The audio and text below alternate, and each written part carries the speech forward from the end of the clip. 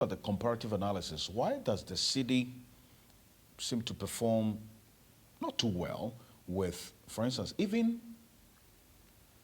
compared to other currencies in the sub-region and on the continent of Africa, not to talk about the dollar and the pound or the euro, but even within the sub-region and the continent? Why is this the case? Well, two things. As I said, it's a supply and demand gap, issue.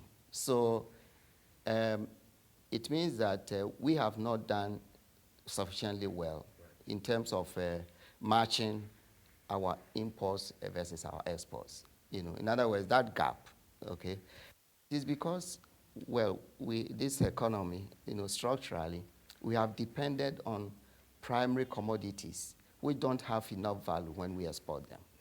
And then because of our narrow industrial base, we also depend virtually on every item that you can think about in terms of imports, okay?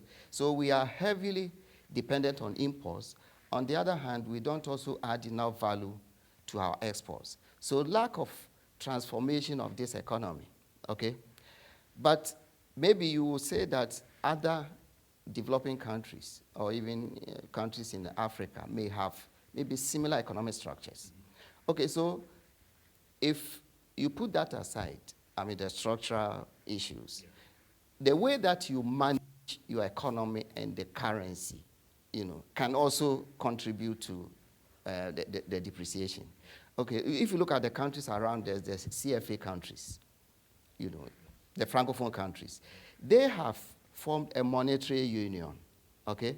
And that monetary union, they have very strict rules that they have imposed on themselves in terms of fiscal policy, monetary policy, and even exchange rate, management.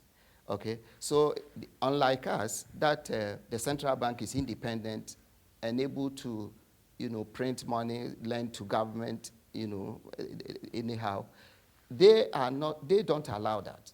Okay, so they restrict, government borrowing from the central bank, and then they back as much as possible the currency, say the CFA, they back it with foreign exchange, which is deposited in the Central Bank of France to support it, okay? On the other hand, if you look at Ghana's currency, the foreign exchange backing is low, So because of that, we have over-issued the currency, which doesn't have enough foreign exchange backing. So when we take our CDs, to Bank of Ghana or banks to buy foreign exchange, they will tell us that they don't have enough because there are too many CDs circulating around. The CFA countries, they don't allow that. They restrict the issue of their currency, and it's almost 100% backed by foreign exchange. So if you are holding CFA and you go to their central bank and you want foreign exchange, you can easily get it. That's also part of the problem.